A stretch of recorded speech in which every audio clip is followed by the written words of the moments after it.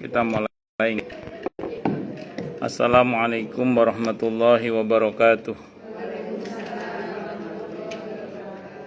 Bismillahirrahmanirrahim. Alhamdulillahi rabbil alamin. Wa bihi nasta'inu ala umurid dunya waddin. Wassalatu wassalamu ala asyrafil anbiya'i wal mursalin. Sayyidina wa habibina wa syafi'ina wa qurrati a'yunina wa maulana Muhammadin wa ala alihi wa ashabihi wa dhurriyyatihi ajma'in, amma ba'd.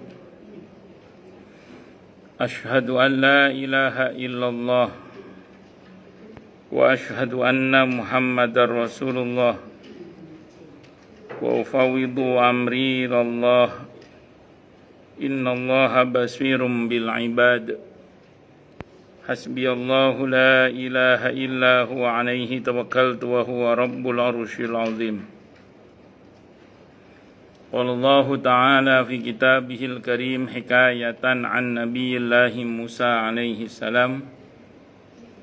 Rabbi shrah li sadri wa yassir li amri wahlul 'uqdatam min lisani yafqahu qawli. Para asatidah, para ibu-ibu sekalian, hafizoni wa hafizakunallah, bil khusus segenap pengurus majelis ta'lim ibu-ibu Masjid Babu Taubah, yang semoga pengurusnya dan jamaahnya semoga semuanya saja selalu dalam naungan rahmat, barokah, perlindungan serta bimbingan Allah Subhanahu wa ta'ala. Amin, Allahumma amin, insyaallah. Dan tentu saya doakan semoga kemuliaan ibu-ibu sekalian selalu dijaga dan ditingkatkan terus oleh Allah Subhanahu wa ta'ala, sebagai seorang muslimah, sebagai seorang istri, sebagai seorang ibu, dunia hingga syurga. Amin, Allahumma amin, insyaallah. Allahumma inna nas'aluka ilman nafi'ah wa rizqan tayyiba wa amalan mutaqabbala wa fatahallahu alaina futuhal arifin. Allahumma inna na'udzubika min ilmin la yanfa' wa amalin la yurfa' wa qalbin la yakhsha' wa du'a ila yusma'. Allahumma ati anfusana taqwaha wa zakkiha anta khairu man zakkaha anta waliyuha wa maulaha. Amin, Allahumma amin, insyaallah. Masih melanjutkan kajian kita tentang kitab Ar-Ruh karya Ibnul Qayyim Al-Jauziyah rahimahullah rahmatan wasi'ah wa rahimallahu ulama al-muslimin. Qala al-muallif rahimahullahu ta'ala wa nafa'ana bihi wa bi'ulumihi fid dharain, amin.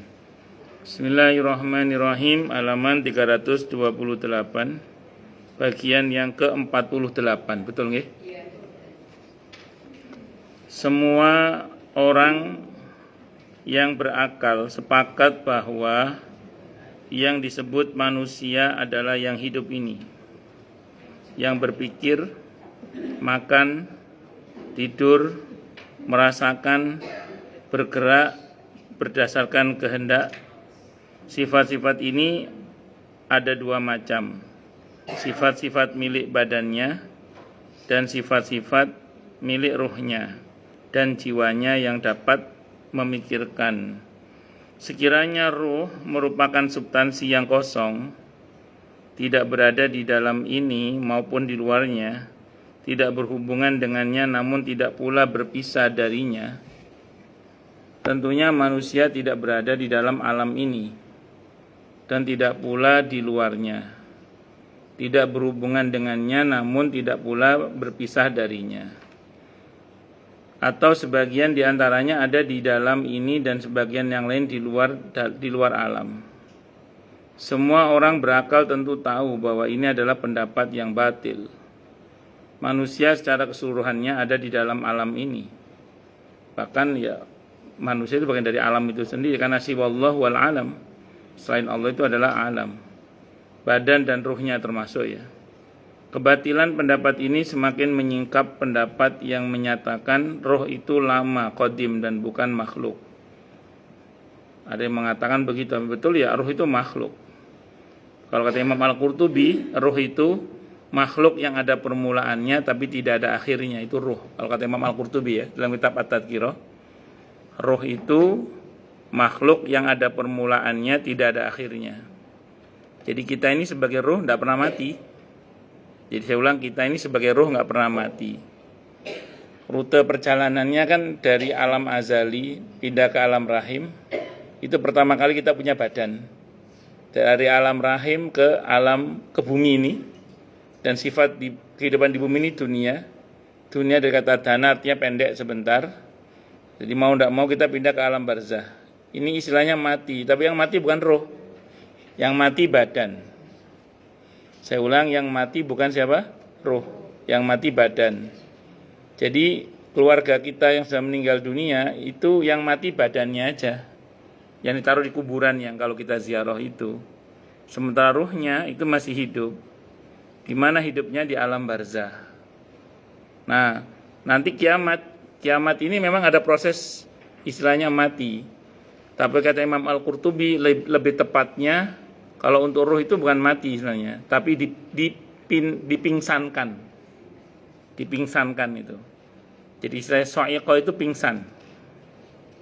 Jadi ruh itu tidak mati saat kiamat terjadi, huru-hara kiamat terjadi, ruh itu dimatikan dalam arti bukan dimatikan mati, tapi dipingsankan.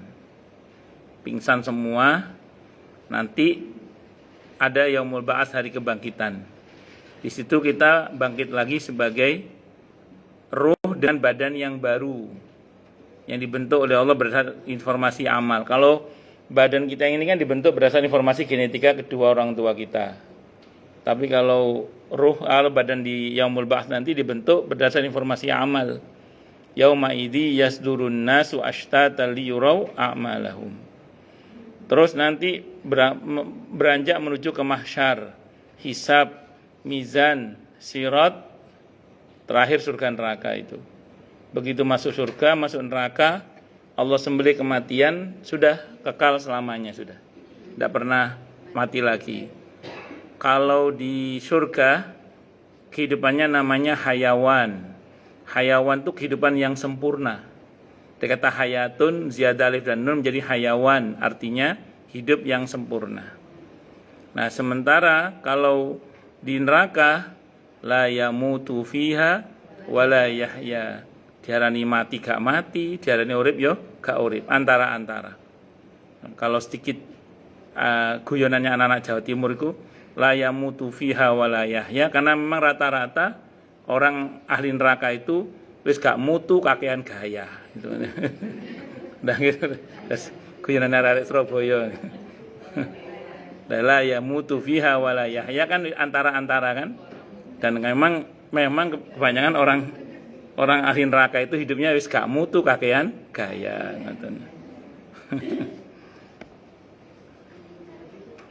Oh, lanjut.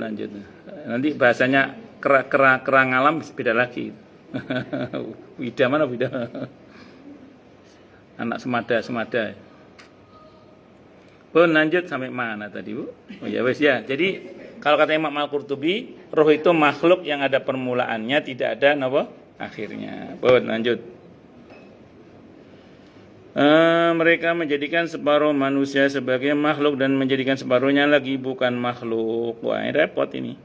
Kalau menuruti konsep ini nanti akhirnya muncullah yang dituhankan itu nanti. Kan ada beberapa keyakinan tertentu itu yang konsep ketuhanannya kan dari makhluk itu. Jadi dianggap karena sedemikian salehnya sampai akhirnya dituhankan. Nah, ini konsep yang keliru ini. Karena yang betul ya manusia itu seluruhnya makhluk, ruhnya makhluk, jasadnya juga makhluk. Karena istilah ruhullah, ruhnya Allah itu maksudnya adalah ruh milik Allah dalam arti ciptaan Allah. Bukan dalam pengertian ruh itu adalah Allah, bukan. Itu seperti itu.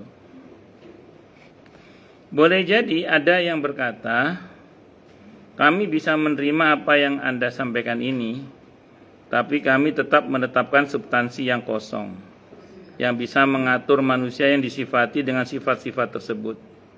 Dapat kami tanggapi dengan pertanyaan balik, apakah substansi yang Anda sebutkan itu yang merupakan manusia ataukah itu merupakan hakikat manusia? merubah manusia atau itu merupakan hakikat manusia. Hanya ada artinya merubah apa mengubah bahasanya. Kalau rubah nanti binatang rubah itu loh. Yang guru bahasa Indonesia siapa ini? Mengubah nggih betulnya. Mengubah manusia ataukah itu merupakan hakikat manusia.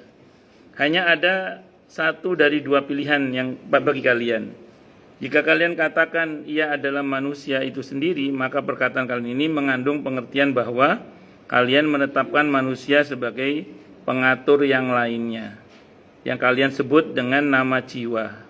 Perkataan kami kali ini hanya tinggal satu, bahwa substansi itu ada dalam hakikat manusia dan bukan pada pengaturnya. Sebab yang mengatur semua manusia dan semua alam adalah zat yang maha tinggi, yaitu Allah Subhanahu wa ta'ala semata.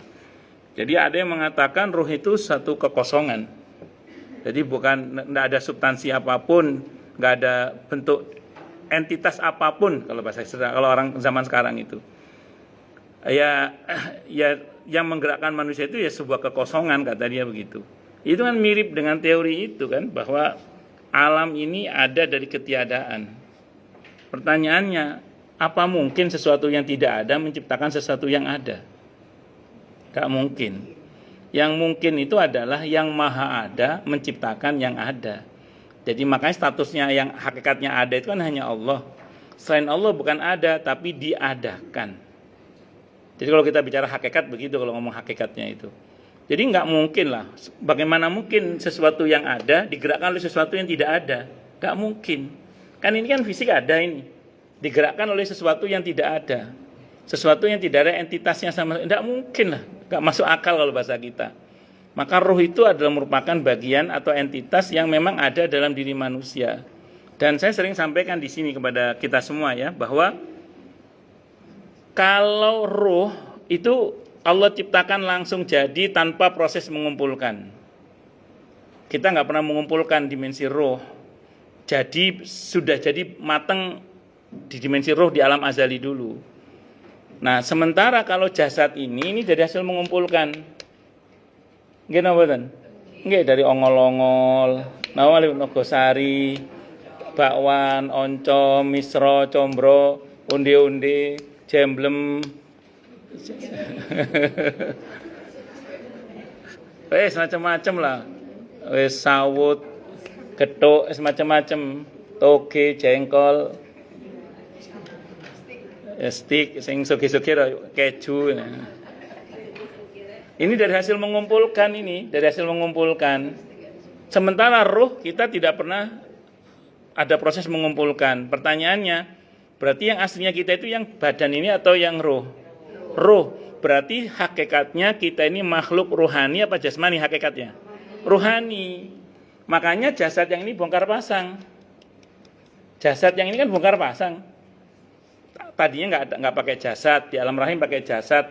Terus nanti di bumi masih kita pakai, setelah dilepas, diparkir di kuburan, lanjut ke alam barzah, nanti dia melepas pakai jasad lagi, sudah bukan jasad yang ini lagi bentuknya. Walaupun benihnya tetap dari tulang ekor itu. Tapi kan bentuknya udah gak kayak gini lagi. Berarti sejatinya kita bukan makhluk jasmani, sejatinya kita adalah makhluk ruhani. Berarti ya hakikatnya manusia itu pada ruhnya itu, bukan pada jasadnya sebenarnya. Itu seperti itu. Walaupun satu sama lain saling berkait bertaut. Terus apa nasihatnya? Sederhananya begini. Monggo panjenengan peduli dengan tampilan fisik. Pakai skincare merek apalah monggo, pakai kolagen, pakai serum kinclong, pakai ngopo. Monggo lah ben ketok cuantiak kok misalnya. Misalnya. Silakan jaga kesehatan, olahraga, ngopo terserah jenengan apa lintingkung tau apa jenenge iku sapa terserah jenengan. Monggo silakan, enggak apa-apa loh itu memang kita bagian dari mensyukuri zahir toh, tidak ada masalah selama halal dan thayyib, tidak ada masalah lah pokoknya gitu maksud saya gitu ya. Nah, yang menjadi problem adalah kalau kemudian kita abai pada sisi rohani kita. Karena yang sebenarnya kita yang ruh itu gitu loh. Sehingga betapa banyak orang yang tampilan fisiknya mungkin guanteng atau cuantiak ning blenekke itu ya wonten ngoten niku. Kenapa? Karena kelakuan rohaninya ya kak memper babar blas gitu loh. Bisa dipahami nggih? Nah, terus demikian juga mungkin ada orang yang tampak biasa-biasa saja, namun menariknya luar biasa. Orang bilang ada inner beauty tanopo jenenge niku. Nah, itu ada kecantikan dari dalam, ada sisi rohaninya yang kinclong tadi itu. Dulu itu saya pernah baca ada seorang ulama berkata begini. Ya, ini bukan hadis, perkataan ulama. Saya pernah tahu dulu itu ada dua orang alim. Ada dua orang alim. Yang satu alim banget, pinter, alim, cerdas pokoknya gitu. Yang satu alim biasa. Cuman anehnya banyak orang itu lebih tertarik kepada yang alimnya yang biasa ini daripada yang alim banget ini. Setelah saya perhatikan, ya tidak tahu ini termasuk perbuatan apa ini. Kata ya ini cerita ulama juga, sama ulama. Yang membedakan di antara keduanya sebagai datar adalah beningnya hatinya. Beningnya hatinya. Ya tentu kita nggak tahu hakikat beningnya hati seseorang kecuali apa yang tertuang dalam perkataan atau perbuatan. Karena teko itu akan menuangkan apa yang ada isinya, betul. Ngoten bisa dipahami ya insyaallah. Nah, makanya ya kalau kita memperindah rohani kita, insyaallah jasmani ya ikut gitu loh. Tapi kalau rohaninya bermasalah, ya sedikit banyak mungkin akan berpengaruh kepada aura zahirnya juga, itu seperti itu. Nah, itulah yang dikenal dalam hadis Bukhari al-arwah junudun mujannada itu. Roh itu seperti pasukan yang dipersenjatai, kalau saling mengenal akan bertaut. Kalau enggak dia akan saling mengingkari. Walaupun suami istri, walaupun orang tua dan anak. Saya sering contohkan Nabi Nuh dan istrinya, Nabi Lut dan istrinya, itu kan suami istri. Tapi karena rohnya, frekuensinya berbeda, tidak saling bertaut. Maka Allah tidak menyebut dengan istilah zaujah untuk keduanya, tapi imro'ah. Imro'atul Lut, imro'atul Nuh. Itu untuk jenis pasangan yang tidak sehati itu. Itu seperti itu. Nah, beda dengan istilah azwaj yang menunjukkan pasangan yang sehati. Maka walaupun bapak dan anak, Kanaan dan Nabi Nuh, ya gak cocok. Walaupun antar saudara, kalau ruhnya gak frekuensi gak cocok. Qabil dan Habil, gak cocok. Itu seperti itu. Makanya yang bisa menyatukan ruh itu adalah frekuensi yang sama sebenarnya. Nah, maka orang yang dalam satu frekuensi ketakwaan, dia akan bisa bersama. Yang tidak sefrekuensi biasanya ya akan misah. Nah, namun dalam agama kita ada ajaran dakwah di mana kita tidak boleh masuk surga sendiri. Kita harus berusaha mengajak keluarga kita untuk juga masuk surga. Karena kalau kita tidak mengajak mereka masuk surga, ada potensi mereka mengajak kita masuk neraka. Itu seperti itu. Itu rumusnya itu. At-Tahrim ayat 6 itu. Ya ayyuhalladzina amanu qu anfusakum wa ahlikum naro. Hei orang-orang yang telah beriman, jagalah diri kalian dan keluarga kalian dari bahaya api neraka. Sebagian ulama menjelaskan, kalau kita tidak mengajak keluarga kita untuk ke surga, ada potensi mereka akan mengajak kita ke neraka. Maka dalam Islam tidak boleh, baik sendiri itu tidak boleh. Harus ngajak-ngajak. Itu seperti itu. Waduh, udah capek Ustaz menasihati. Bukan cuma capek, cewapek menasihati. Ini rumusnya, ini sering saya sampaikan, okay? Kita boleh capek menasihati, tapi jangan pernah capek mendoakan. Bon itu. Wis pegel wis sampai anus meniren ngomong misalnya. misalnya. Semuanya kita kata tadi ya, kita boleh capek menasihati, tapi jangan pernah capek apa tadi mendoakan. Meniran sampai montok-montok itu lah wis payah wis pegel kabeh san. Itu seperti itu. Oh enggak, saya terjemah, tenang aja, saya terjemah. Nggih, meniran itu ngomong sampai pegel nih lho Bu, sampai meniran. Ada yang sampai montok-montok itu ya juga ada. Montok-montok sampai berbusa-busa ngomong. Pokoknya yang ini ada terjemahnya kan ada ya? Enggak ada. Tenang, saya terjemah Bu, kalau nggak tahu saya terjemah. Insya Allah. Pun. Jadi bisa dipahami nggih? Berarti hakikatnya kita justru adalah makhluk yang rohani itu, bukan sebuah kekosongan roh itu. Roh itu entitas yang hakiki dari kita, justru roh itu. Bahkan saya ulang kata Imam Al-Qurtubi, roh itu adalah makhluk yang Allah ciptakan, ada permulaannya, tidak ada akhirnya. Dan di awal saya pernah bahas di sini, kalau kita merujuk pada pendapat yang ada di sebagian kitab ini, dan ini pendapat yang saya pilih ya, walaupun mungkin ada beda pendapat, Dan saya merujuk pula pada riwayat yang ada dalam kumpulan Sahih Hadits Qudsi ya. Termasuk dalam kitab At-Tadhkirah Imam Al-Qurtubi ada riwayat itu bahwa semua kita di awal penciptaan sebagai roh itu seusia sebenarnya. Jadi semua kita ini seusia sebenarnya. Sebagai roh, bahwa kemudian ayo Samsul Arifin lahir dulu. Nanti Nanda belakangan sebagai nanti jadi tak casting jadi istrinya nanti kamu ya. Itu persoalan lain itu seperti itu. Ayo Teguh lahir dulu, nanti Woro belakangan. Nanti ketemu di Malioboro ya, nanti saling mencintai ya misalnya. Ngoten, salah. Misalnya masih ya, misalnya. Nah, jadi ini cuman istilah saja, tapi bisa dipahami ya kira-kira nggih. Jadi saya ulang, monggo peduli dengan dohir, tapi jangan lupa batin. Ya, jadi karena yang sesungguhnya kita adalah yang batin itu. Jangan pula kemudian kita terlalu sibuk dengan batin melupakan dohir juga. Karena syariat agama ini ngurus lahir dan batin. Ada syariat sholat dengan gerakannya, tapi dalamnya juga ada bacaan-bacaan yang mesti kita renungkan, kita tadabbur, kita khusyui. Ada wudu itu gerakan dohir. Nah, ada mandi itu juga gerakan dohir. Tapi ada taubat, ada istighfar. Itu semua diatur dalam Islam, lahir dan batin. Itu Islam mengatur dua-duanya. Makanya seorang muslim yang baik dan benar itu dia akan memperbaiki zahirnya terlebih batinnya. Dia akan mengurusi ruhaninya tanpa melupakan jasmaninya. Dunia diurus, akhirat lebih diurus lagi. Itu seperti itu. Bahkan dunia ini dipakai untuk sarana sampai di akhirat nanti dengan selamat. Itu seperti itu. Ke-49. Sekiranya setiap orang yang berakal ditanya apakah manusia itu, tentu dia akan menunjuk ke wujud yang ada ini dan apa yang ada padanya.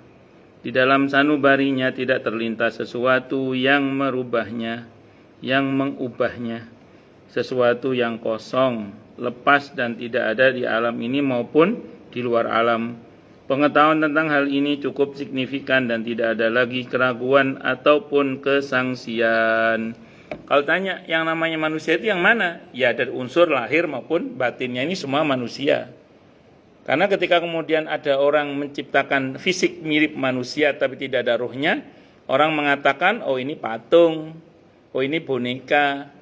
Ketika dikasih mesin bisa bergerak, orang nyebut oh ini robot. Itu seperti itu. Kalau manusia ya seperti yang kita ini, ada unsur jasmaninya, ada unsur rohaninya. Bisa dipahami ya? Nah, namanya manusia itu ya lahir batin, jasmani dan rohani itu. Walaupun hakikat kita yang roh itu sebenarnya. Ke-50, akal semua penghuni planet ini menetapkan bahwa seruan ditujukan kepada manusia yang tampak ini dan apa yang ada padanya. Begitu pula jika ada pujian, celaan, pahala, siksa, anjuran, dan larangan. Sekiranya ada seorang berkata yang diperintah, dilarang, dipuji, dicela, diseru, dan yang menalar adalah substansi yang kosong, tidak berada di alam ini dan tidak pula di luarnya, tidak berhubungan dengan alam ini dan tidak pula berpisah darinya, tentu akan mengundang tawa orang yang otaknya masih waras. Menertawakan logika semacam ini dan bahkan langsung menganggapnya sebuah kedustaan. Jika semua kesaksian akal menunjukkan kebatilannya, maka semua bukti yang dijadikan alasan untuk menetapkannya juga merupakan sesuatu yang mustahil. Ya tadi, bagaimana mungkin sesuatu yang tidak ada menggerakkan sesuatu yang ada? Ya sama dengan tadi, bagaimana sesuatu yang ada diciptakan oleh sesuatu yang tidak ada? Gak mungkin. Sehingga kalau ada teori mengatakan alam ini ada dari ketiadaan, itu sangat mustahil. Ya tadi, bagaimana mungkin sesuatu yang tidak ada menciptakan sesuatu yang ada? Yang betul adalah sesuatu yang zat yang maha ada menciptakan yang ada ini. Itu seperti itu. Nah, sama dengan tadi, ketika dianggap ruh itu adalah merupakan sebuah kekosongan, tidak ada entitas sama sekali, ya berarti itu dianggap sebuah hal yang mustahil. Karena bagaimanapun juga sesuatu yang hal yang kosong menggerakkan sesuatu yang ada. Yang tidak ada yang tidak ada menggerakkan yang ada itu satu hal yang tidak mungkin. Itu seperti itu. Boleh jadi ada yang berkata, kalian sudah menyebutkan semua bukti tentang kefisikan roh atau jiwa dan realitasnya dan parsialitasnya. Lalu apa jawaban kalian tentang bukti-bukti yang disodorkan orang-orang yang menentang pendapat kalian itu? Adapun bukti-bukti yang mereka sodorkan adalah: pertama, para pemikir sudah menyepakati pendapat mereka tentang roh dan fisik, jiwa dan fisik, lalu menjadikan jiwa sebagai sesuatu di luar fisik. Sekiranya jiwa itu merupakan fisik, maka pendapat ini tidak lagi mempunyai makna apapun. Yang kedua, ini merupakan bukti mereka yang paling kuat bahwa seperti yang sudah diketahui, benda-benda alam ini ada sesuatu yang tidak bisa dibagi-bagi, seperti inti, substansi dan individu yang memiliki keharusan wujud. Pengetahuan tentang sesuatu itu juga tidak bisa dibagi-bagi. Maka apa yang disifati dengan ilmu itu juga tidak bisa dibagi-bagi. Dalam hal ini ada jiwa. Sekiranya jiwa itu merupakan fisik, tentunya ia bisa dibagi-bagi. Bukti ini dapat diungkapkan dengan versi lain, bahwa sekiranya sasaran ilmu-ilmu yang universal itu merupakan fisik atau bersifat jasmani, maka ilmu itu pun bisa dibagi-bagi. Karena keadaan dalam sesuatu yang dibagi memang bisa dibagi, padahal pembagian ilmu-ilmu itu merupakan sesuatu yang mustahil. Nah, ini analisa orang dulu ya. Orang dulu ini orang-orang yang menentang adanya ruh ya maksudnya. Ya kalau memang kata mereka, kalau memang ruh itu ada, dalam arti ada fisiknya gitu, ya harusnya fisik kan bisa dibagi. Nyatanya kan ruh tidak bisa dibagi. Sebagaimana kata dia, sebagaimana ilmu itu kan tidak bisa dibagi. Kalaupun dibagi kan dia tidak terbagi. Kalaupun ada pindah transfer ilmu kan ilmu yang ada pada dia itu tidak ikut terbagi, pengetahuan juga, pengalaman dan seterusnya itu.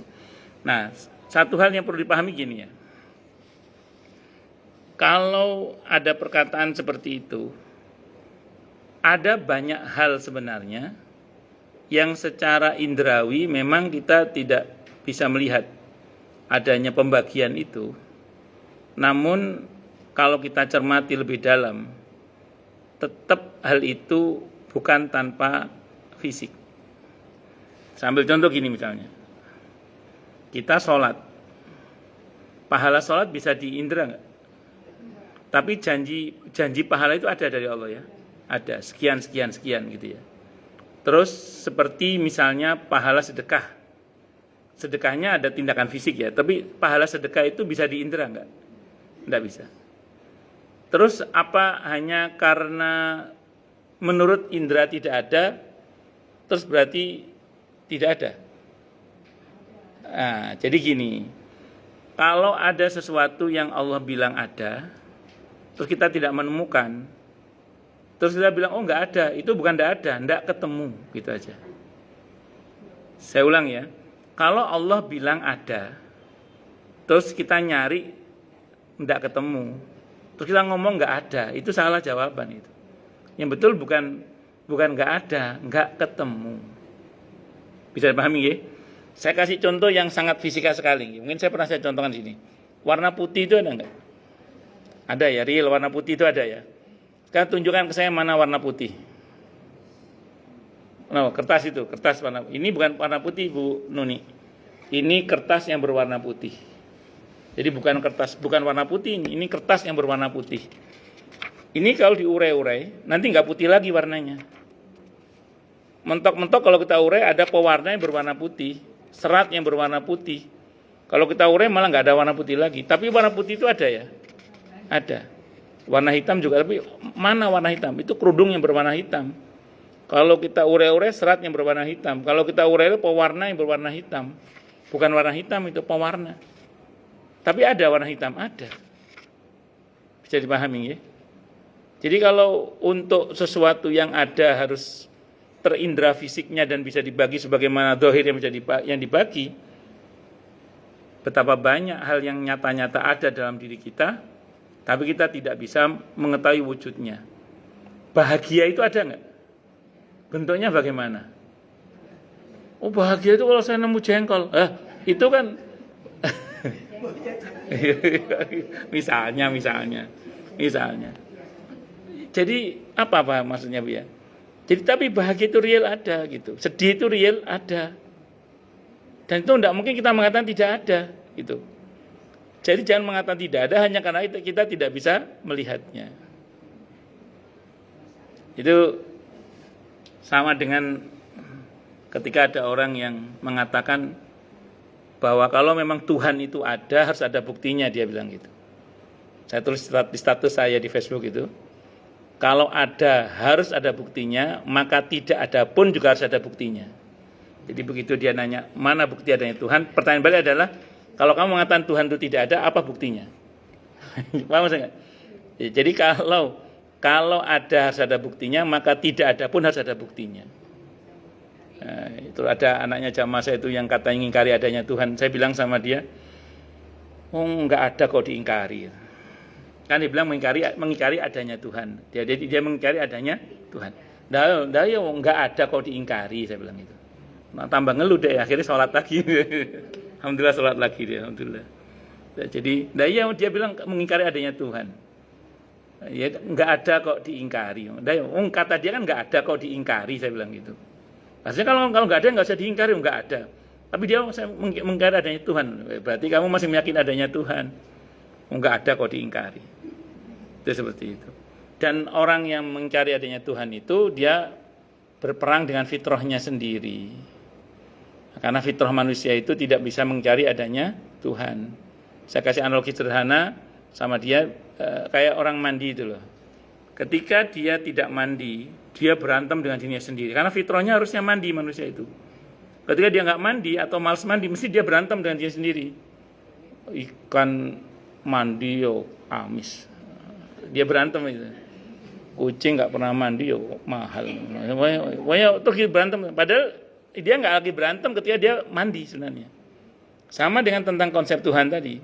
Begitu dia meyakini Allah itu wujud, ada, ya sudah selesai sebenarnya. Tapi ketika dia mengatakan tidak ada, udah dia akan terus berantem. Makanya ada yang mengatakan orang yang paling sering ingat Tuhan itu orang ateis. Karena begitu dia mengingkari adanya Tuhan, terus dia mikir, enggak ada. Tapi kayaknya ada deh. Enggak ada. Kayaknya ada deh. terus karena fitrahnya itu manusia tidak bisa mengingkari adanya Tuhan itu. Itu seperti itu. Nah, sama dengan tentang ruh ini. Hanya karena tidak bisa diindra, lantas dikatakan tidak ada, yaitu ya apa ya?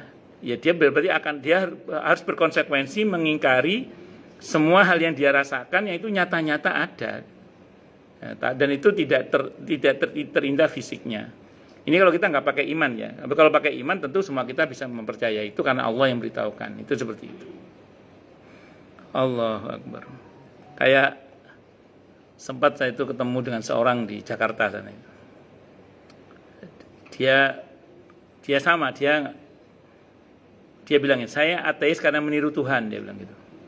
Saya ini ateis karena meniru Tuhan, kata dia. Kan Tuhan itu menganggap tidak ada Tuhan selain dia. Dia bilang gitu. Kan Tuhan itu menganggap tidak ada Tuhan selain dia. Nah, saya itu tiru-tiru Tuhan. Tidak ada Tuhan selain dia. Seperti Tuhan itu enggak ada, cuma saya aja yang ada. Dia bilang gitu. Saya nyeletuk gini. Ya kalau kamu meniru Tuhan berarti kamu harus kasih rezeki hamba-hambamu, saya bilang gitu. Paham? Kan Tuhan Allah kan ngasih rezeki pada hamba-hambanya. Ya, kalau kamu mengaku sebagai kalau kamu meniru Tuhan sehingga kamu menganggap Tuhan itu tidak ada, karena selain Tuhan memang tidak ada, karena kamu menganggap kamu yang hanya kamu yang ada, berarti kamu harus memberikan rezeki kepada hamba-hamba kamu. Ini yang jodohnya aku. Enggak berani dia. Kan di antara sifat Tuhan adalah memberikan rezeki kepada hamba-hambanya. Nah, kowe kudu ngene rezeki yang hamba-hambamu, tapi ya, ayo aku unjuk rezeki nih. Enggak tahu tobat apa enggak itu akhirnya itu. Ya, jadi ketemu orang-orang kayak gitu itu ya biasa. Allah. Jadi ini zaman Ibnu Qayyim sudah ada orang yang aneh-aneh begini ya ada. Sampai pernah ada orang nanya ke saya itu, ruh itu laki atau perempuan, dia bilang itu.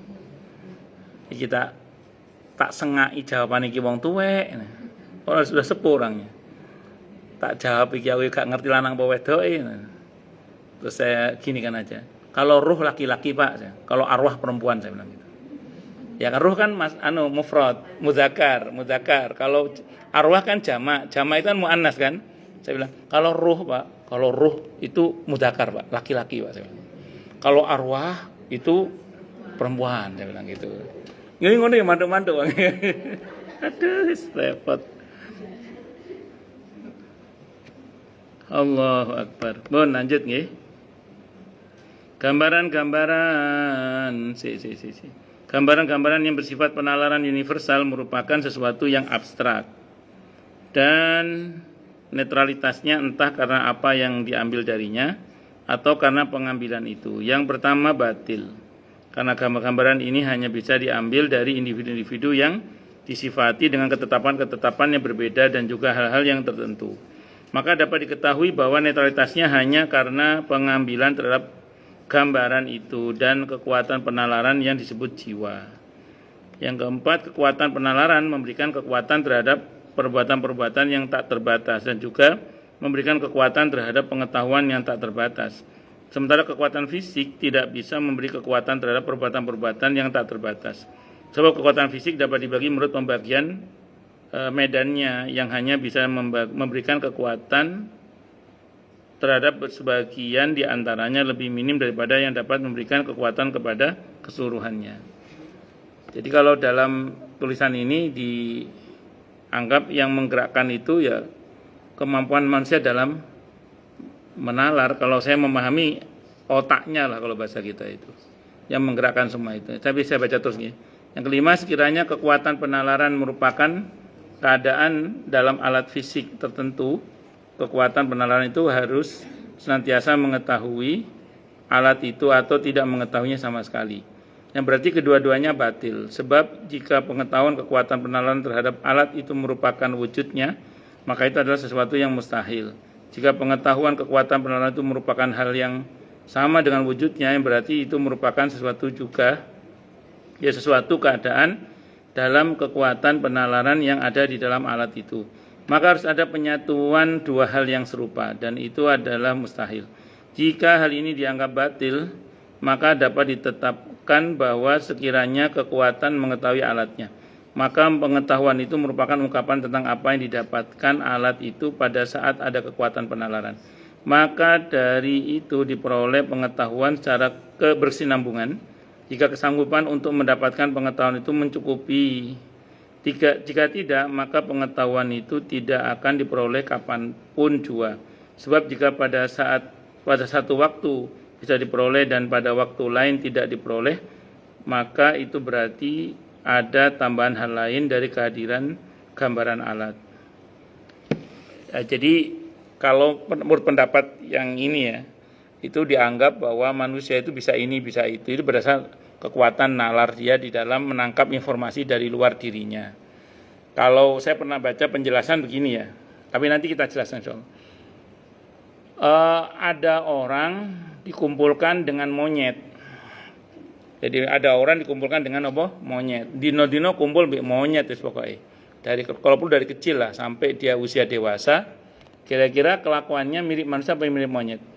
Nah, karena dia bisa menalar apa yang dia lihat, sehingga informasi yang masuk di otaknya itu merintahkan sel-selnya untuk bersikap seperti monyet itu. Itu seperti itu. Atau gini deh, contoh yang sederhana. Habit itu kan katanya dibentuk selama 6 pekan katanya gitu ya.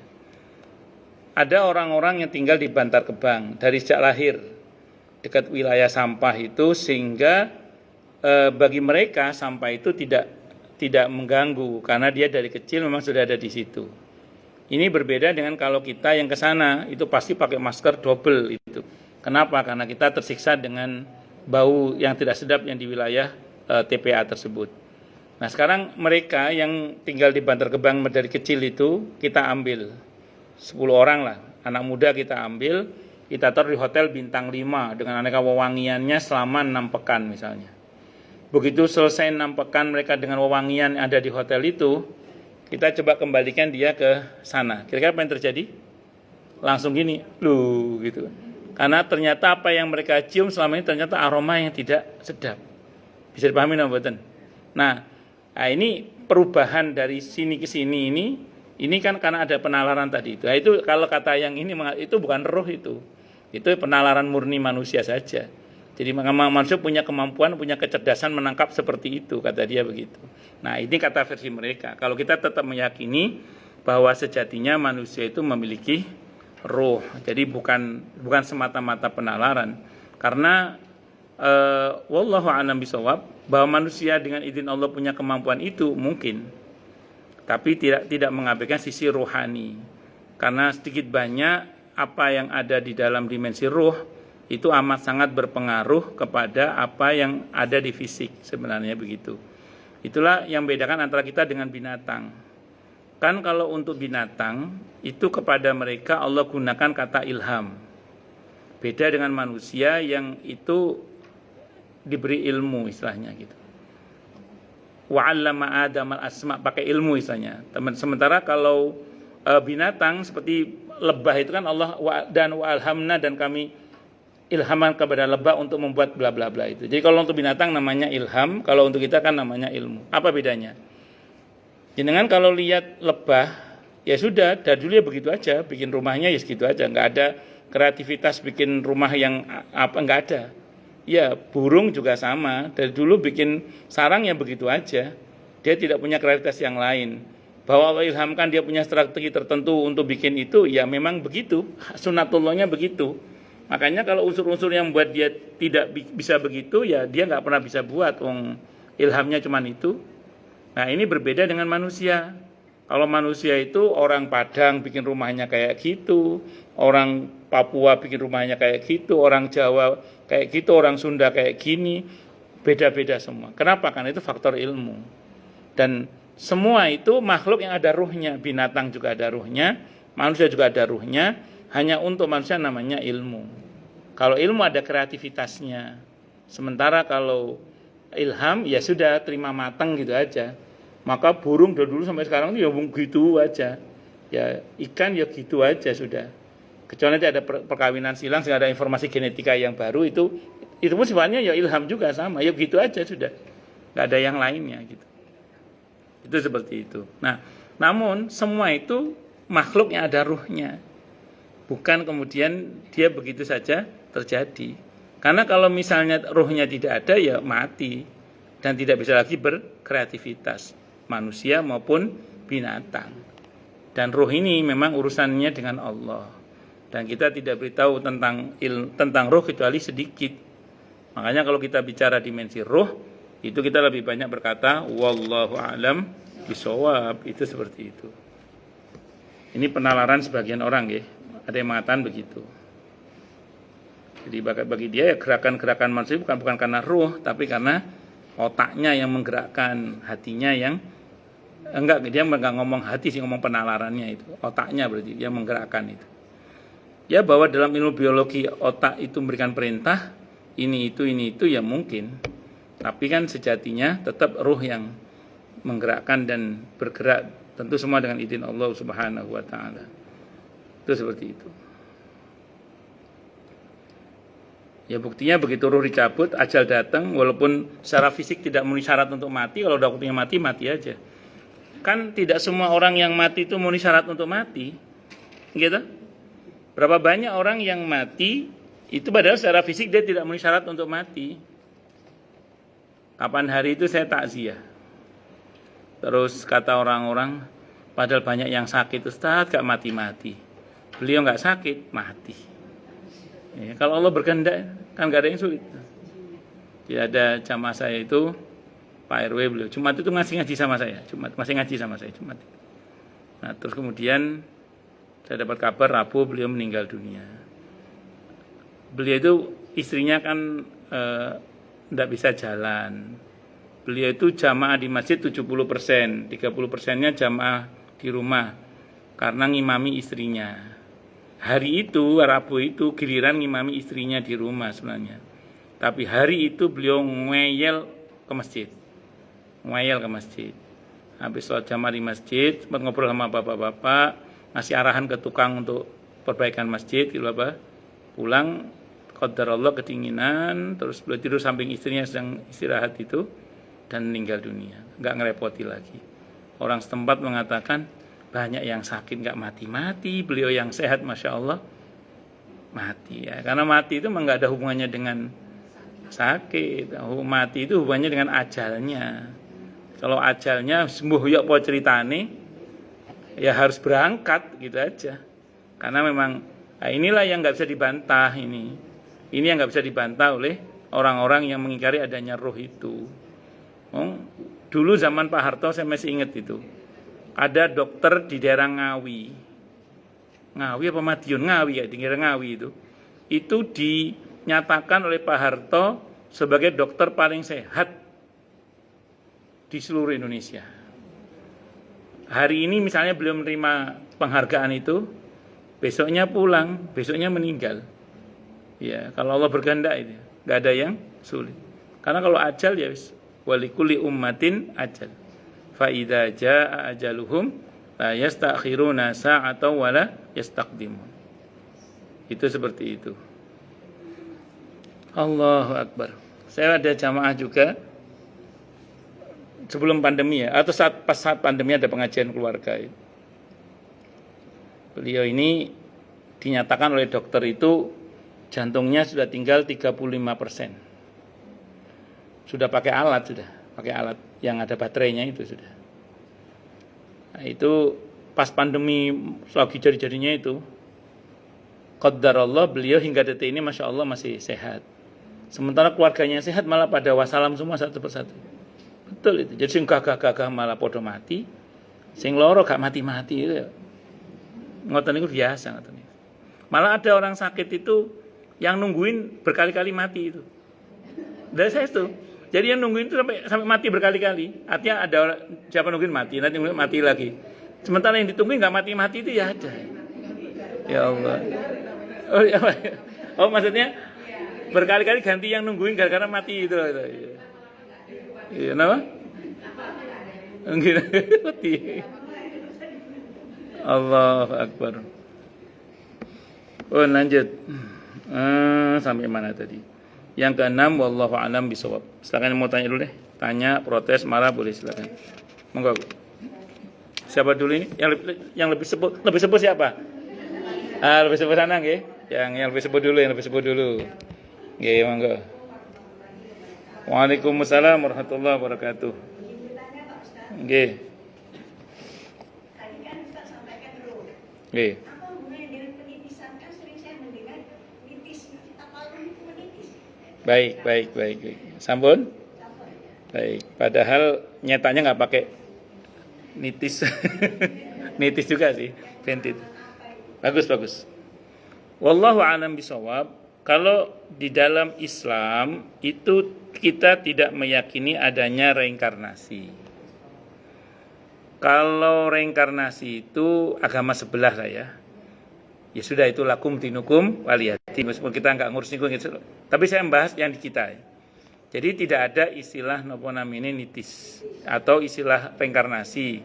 Reinkarnasinya Gatotkaca nopo iya pun. Tapi saya saya kan dulu anak IPA ya. Jadi dulu pernah belajar biologi itu kan ada istilah gen pembawa sifat itu loh. Nah, saya bukan orang IPA tapi saya pernah belajar IPA gitu aja. Nah, gen pembawa sifat itu sehingga kadang gen pada orang tuanya itu termasuk sifat-sifat tidak hanya fisik tapi sifat-sifat pengalaman ilmunya macam-macam itu kadang nitis ke cucunya. Makanya sebenarnya kalau ingin tahu skill seorang anak itu nggak usah perlu yang pakai komputer itu apa namanya? Ya nggak usah itu. Lihat bapaknya, ibunya, mbahnya, skillnya tidak jauh-jauh dari itu. Itu. Nah, kadang ada orang-orang tertentu itu yang informasi dari kakek nenek itu terbawa oleh gen-gen yang diturunkan ke generasi sekian sampai ke sekian. Sehingga kadang saya nggak tahu pernah apa nggak jenengan datang ke suatu tempat seperti sudah akrab dengan tempat itu. Itu kalau kata penjelasan ilmiahnya itu bisa jadi memang dulu kakek kita atau orang tua kita punya pengalaman di tempat itu sehingga kemudian seolah kita akrab dengan tempat itu. Karena sudah ada informasi dari kakek dan nenek kita. Atau kita seperti mengenal baik wajah seseorang tertentu yang padahal kita tidak pernah kenal orang itu. Bisa jadi begitu, itu analisa ilmu biologinya katanya sih gitu katanya. Jadi bukan istilah nitis ngoten nggih mboten. Ngoten itu, dan dalam Islam memang tidak dikenal istilah nitis itu. Nah, bahwa kemudian memori-memori yang ada pada kakek nenek kita terdahulu terbawa oleh sampai generasi sekian, itu mungkin itu. Wallahu alam bisawab. Ngeten nggih? Intinya Islam tidak ada putus. Tidak mengenal. Yang saya tahu tidak mengenal. Ngeten. Wallahu nggih sami-sami. Monggo yang lain, Bu sinten Ruli. Ustaz, ini mengenai penalaran tadi. Nggih. Penalaran. Sekali lagi ini saya ambil dari kitab Al-Hidayah. Wan Nihayah. Di situ kan saya pernah baca bahwa ada buku, ada istilah yang tidak Allah perkenalkan kepada kita, gitu ya. Contohnya tentang pohon itu, pohon yang terlarang itu. Nah, itu berarti manusia tidak tahu sebenarnya kan Tidak tahu. namanya apa, gitu. Betul.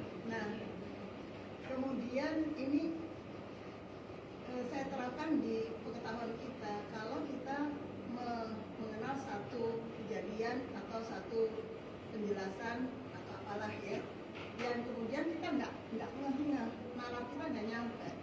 Apakah itu bisa disebut bahwa Allah tidak berkehendak bahwa kita nggak ngeh gitu dengan ini, karena tidak akan bermanfaat untuk kita. Seperti halnya ketika di situ ada kalimat, oh Allah tidak menjelaskan ini karena tidak bermanfaat untuk kita. Apakah seperti itu, Ustaz? Oke, bagus. Ada satu rumus yang dipakai oleh para ulama yang istilahnya gini. Apa yang Allah dan Rasulnya diamkan, tidak dijelaskan gitu ya. Berarti nggak penting itu aja. Saya ulang ya. Apa yang Allah dan Rasulnya tidak jelaskan, berarti nggak penting. Dan kita nggak usah fokus ke situ. Contoh, tentang Ashabul Kahfi. Berapa jumlahnya? Allah nggak mau sebutkan. Nabi juga tidak diberitahu oleh Allah kan? Berarti apa? Berapa jumlah Ashabul Kahfi nggak penting berarti. Kita suruh fokus jangan pada jumlahnya, fokus pada perjuangannya. Paham nggak? Satu, tentang kiamat. Kapan kiamat? Allah tidak menjelaskan secara pasti kapan terjadinya, tapi itu pasti terjadi. Tapi kapan terjadinya? Bahkan Nabi pun tidak Allah kasih tahu kecuali harinya hari Jumat, dan itu pun Nabi hanya diberitahu tanda-tandanya. Berarti kapan kiamat itu nggak penting. Kita disuruh fokus jangan pada kapan kiamat, fokus pada persiapan menghadapi kiamat, terutama kiamat sughra, kiamat kita yang pasti itu. Nah, ini contoh. Nah, saya menukik ke pertanyaan Ibu tadi mengenai pohon yang ada di surga yang Nabi Adam diuji itu. Nah, Allah tidak pernah menyebut nama pohon itu. Yang menyebut pohon khuldi itu sebutan dari iblis. Ketika iblis merayu Nabi Adam, kowe Adam, gelem Nabi Adam, belum Nabi Adam, kalau kamu mau apa? Maka abadi makan buah ini. Abadi pakai bahasa Khalid itu khuldi itu. Nah, tapi Allah nggak pernah nyebut sebagai buah khuldi. Wes, singkat kata singkat cerita, Allah tidak memberitakan pohon apa itu. Dulu zaman Partai Masetika itu katanya pohon beringin itu. Kata orang P3, wala taqrabu hadhihi syajarata fatakuna minadh-dhalimin. Jangan dekati pohon ini pohon beringin maksudnya. Ya, tapi itu zaman Partai Masetika dulu. Yang saya maksud adalah berarti pohon apa itu nggak penting, Bu Ruli. Jadi betul kata Ibu, nggak penting itu. Yang penting adalah bagaimana kemudian proses Nabi Adam kok bisa digelincirkan oleh iblis, dan tindakan apa yang ditunjukkan oleh Allah kepada Nabi Adam setelahnya. Kita suruh fokus di situ aja. Ambil pelajaran dari situ. Nah, disitulah kemudian kita harus mengambil pelajaran. Ya, jadi nggak usah fokus pohon apa yo. Itu nggak penting itu berarti. Jadi apa yang Allah tidak beritahukan itu umumnya tidak penting. Kayak Imro'atun Nuh, Imro'atul Lut. Siapa nama istrinya Nabi Lut? Siapa istri Nabi Nuh? Bunuh. Ya, Allah nggak ngasih tahu, berarti nggak penting itu. Nah, berarti mengetahui namanya nggak penting. Tapi ada beberapa nama yang sebut, berarti mengetahui nama itu penting. Musa, Isa, Ibrahim, Maryam. Ya, dan beberapa nama-nama yang lain. Terus sampai kita Muhammad, itu berarti itu nama-nama yang penting untuk diketahui, tidak hanya segera dipelajari sejarahnya, tapi penting untuk diketahui. Itu rumusnya ngoten, leres jenengan mboten salah. Jadi memang Allah tidak menghendaki kita harus tahu tentang itu, dan biasanya yang Allah tidak beritahu itu nggak penting biasanya. Dan Allah memang nggak mau kita fokus di situ. Allah maunya kita fokus pada ambil pelajaran dari kejadian itu. Ngoten nggih? Wallahu a'lam. Kaitannya dengan penalaran kita, Ustaz. Nggih. Masing-masing kita ini kan penalarannya beda-beda gitu ya. Nggih. Nah ini lebih lanjut lagi.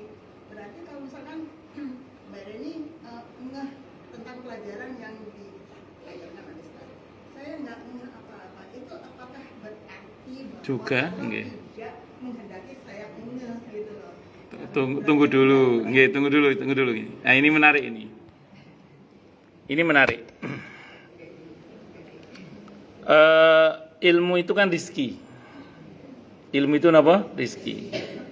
Betul, memang tidak semua orang yang duduk di majelis yang sama itu mendapatkan rizki yang sama, karena sudah ditakar. Bersyukurlah pada Allah bagi siapapun yang dibuat paham. Nanti yang paham pun ternyata pemahamannya juga bisa berbeda-beda. Jadi kalau ini berkaitan dengan rizki, kalau rizki ini erat hubungannya dengan kehendak Allah sih memang. Nah, tapi ingat rumusnya soal rezeki itu kita diperintah untuk apa? Berusaha kan? Nah, berarti kita tetap harus berusaha untuk mengerti. Dengan cara bagaimana ya? Istiqomah belajar. Nah, makanya kan dulu ulama kita itu ada yang sampai mengulang-ulang nggak hafal-hafal itu. Karena apalagi orang seusia kita ini kan rumusnya hafalkan walaupun nggak hafal-hafal itu. Ya sudah. Ya kan kadang kita ini nggak hafal 3 lupa 2 gitu Bu. Hafal 2 lupa semua gitu kan, tidak biasa itu. Nah, yang penting kita berusaha aja. Gitu. Mungkin di majelis kali ini nggak paham. Mudah-mudahan di majelis akan datang paham. Atau di majelis nggak paham, begitu keluar ketemu satu kasus, oh jangan-jangan maksud hadis tadi itu ini jangan-jangan. Nah, itu pemahaman-pemahaman itu bisa datang sewaktu-waktu atas kehendak Allah Subhanahu wa taala. Wong saya pribadi aja kadang baru paham itu setelah jamaah nanya, loh ternyata ada pemahaman seperti itu. Ya, sesuatu yang saya tidak pernah membayangkan ada pemahaman seperti itu. Itu kadang makanya dinamikanya selalu ada biasanya. Wallahu a'lam bishawab. Ngaten nggih. Nggih Mbak Bu Murni. Kalau itu yang pertanyaan di alam kubur itu kan pada waktu yang mengantar itu meninggalkan, itu baru dimulai ya Ustaz. Terus nanti saya terangkan. Terus. Apakah ada doa khusus untuk mayat itu yang kita tinggalkan itu supaya mengingatkan masa hidupnya itu, apakah ada doa khusus apa itu kalau kakak ada doa khususnya? Karena kemarin itu kan kakak saya itu kan meninggal, jadi kami itu berlama-lama di kuburan di makam itu. Ya karena saya ingat Pak ini tinggal kita harus membekali dia itu apa doanya yang khusus yang spesifik untuk mengingatkan pertanyaan dia itu, apakah ada doa khusus? Hadisnya nomor 121 itu. Ketika sahabat Nabi namanya Amr ibn al-As radhiyallahu anhu hendak wafat, itu beliau berwasiat. Wasiatnya gini, nanti kalau saya mati, tolong jangan ditinggal, tapi temani saya sekiranya binatang dipotong dan dibagikan dagingnya. Karena keberadaan kalian itu menenteramkan saya untuk bisa menjawab pertanyaan-pertanyaan mungkar dan nakir itu. Aukamakal itu nanti detailnya bisa dibaca dalam Sahih Muslim hadis nomor 121 itu. Nah, pertanyaan Bu Murni menarik nih. Apa Ustadz yang dibaca yang spesifik ya? Ya baik, saya tunjukkan ini ada sebuah hadis. Hadis ini riwayat Hannad dalam Az-Zuhud. Hadis yang sama juga diriwayatkan oleh Imam Ahmad, Al-Baihaqi dan Al-Hakim At-Tirmidzi. Kata Syekh Syuaib Al-Arnud, hadisnya karena jalur periwayatannya banyak bisa sahih hadis ini, kata beliau, sampai sahih hadis ini. Kata Syekh Syuaib Al-Arnud, bukan kata saya ya. Jadi nanti kalau saya katakan ini, kalau nanti ada ustadz ngomongin hadisnya dhaif, kata Syekh Syuaib Al-Arnud, ini hadisnya jalur periwayatannya banyak. Nah, kalau banyak itu, kalau tertibnya hasan li ghairihi, bahkan bisa menjadi sahih, kata Syekh Syuaib Al-Arnud yang ngomong gitu, bukan rahimahullah. Ini hadisnya saya baca nih. Nabi kita Muhammad sallallahu alaihi wasallam dan para sahabat mendoakan dengan kalimat-kalimat zikir di makam Sa'ad bin Mu'adz radhiyallahu an. Fadakhala, maka masuk siapa Rasulullah sallallahu alaihi wasallam qabrau, ke dalam kuburnya Sa'ad bin Mu'adz. Faja'ala yukabbiru, maka di dalam kubur itu, saat menggali kuburnya itu, Nabi bertakbir. Wa yuhallilu, dan Nabi bertahlil la ilaha illallah. Wa yusabbihu, dan Nabi bertasbih. Falamma kharaja, maka ketika Nabi keluar dari kuburan, dari menggali kubur tadi itu, qila, ditanyakanlah kepada beliau, ya Rasulullah, wahai Rasulullah, ma ra'ainaka sana'ta hakadha qattu. Kami belum pernah melihat panjenengan berbuat seperti ini. Sebelumnya Nabi kalau di pemakaman hening. Ini kok Nabi enggak berhenti bertakbir, enggak berhenti bertahlil, enggak berhenti bertasbih selama proses pemakaman itu. Ditanya kok dungaren jenengan ngoten dalam hadis ini. Qala, Nabi bersabda, innahu dumma fil qabri dummatan hatta sara misla sya'rati. Ini orang dihimpit dalam kuburnya sampai seperti sehelai rambut tipisnya, saking dahsyat himpitan. Tapi ini bukan siksa ya, ini proses, semua orang akan dihimpit seperti itu. Tinggal setelahnya apakah dilapangkan atau tetap dihimpit. Fada'autullaha ayyarfa'ahu anhu dalik. Aku berdoa pada Allah semoga semua itu dihilangkan darinya. Makanya setelah itu beliau dilapangkan.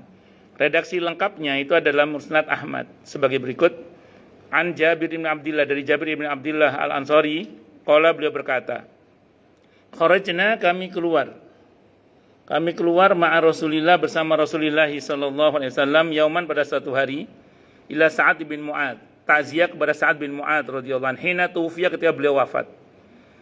Qala, berkata siapa Jabir bin Abdillah, falamma shalla, maka ketika selesai menyolatkan alaihi, atasnya siapa Rasulullah sallallahu alaihi wasallam, wa wudi'a fi qabri, dan beliau diletakkan di kuburnya, Sa'ad bin Mu'adz diletakkan di kuburnya, wa suwiya alaihi, dan diratakan kuburannya, sabbaha Rasulullah, setelah dimakamkan diratakan kuburannya, sabbaha Rasulullah bertasbih SAW, fasabbahna tawilan, maka kami pun ikut bertasbih dalam waktu yang cukup lama.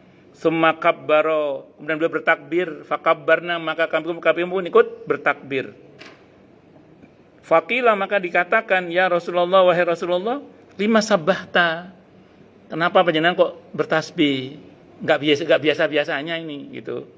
Summa kabbarta, kemudian panjenengan kok bertakbir, ada apa toh ya Rasulullah? Qala, di hadisnya enggak pakai toh, ini modifikasi aja. Mafhum riwayat. Qala, Nabi bersabda, laqad tadayaqu ala hadzal abdi salihi qabruhu hatta farrajahu Allah anhu. Ini hamba Allah yang soleh ini tadi dihimpit oleh kuburannya. Aku berdoa kepada tadi hamba Allah yang soleh tadi dihimpit oleh kuburannya hingga akhirnya Allah lapangkan untuknya. Itu barokahnya apa? Tasbih, takbir. Di hadis sebelumnya plus tahlil. Kalau ibu mau lengkapnya, subhanallah, alhamdulillah, wala ilaha illallah, wallahu akbar. Itu jangan berhenti dari proses pemakaman sampai tunggu beberapa saat.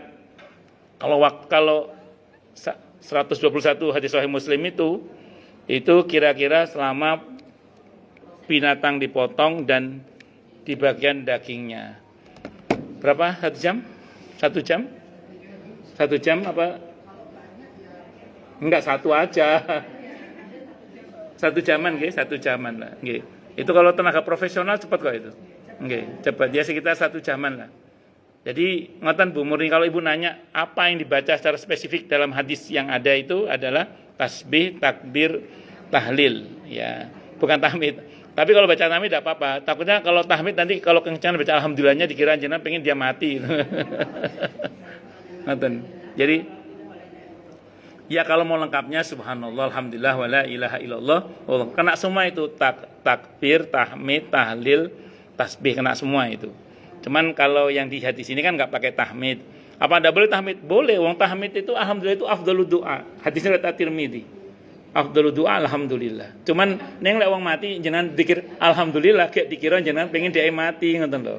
Takut fitnahnya itu aja. Ndak apa-apa sebenarnya. Ngoten nggih? Cukup dulu nggih. Kita tutup dengan hamdalah. Alhamdulillahirabbil alamin. Semoga kajian kita bisa bermanfaat, mubarakah fid dini wa dunya wal akhirah. Untuk kita, keluarga kita, dan seluruh umat Islam semuanya. Dan mudah-mudahan kita semua dijadikan oleh Allah sebagai orang-orang yang sukses dunia akhirat, selamat dunia akhirat, bahagia dunia akhirat, dan dipermudah urusan kita oleh Allah fi dini wa dunya wal akhirah. Semoga Allah limpahkan hidayah selalu untuk kita, semoga Allah tingkatkan selalu hidayah untuk kita, dan semoga Allah berikan hidayah untuk siapapun yang melihat kita. Sebelum subhanakallah ada yang nanya ke saya, apakah yang Nabi baca tadi saat pemakaman berlaku sampai sekarang setelah bertahun-tahun dimakamkan? Saya jawab masih.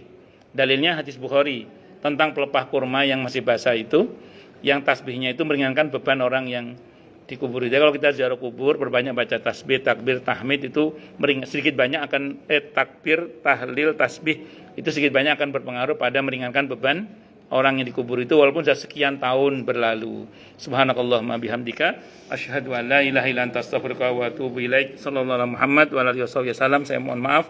Wassalamualaikum warahmatullahi wabarakatuh.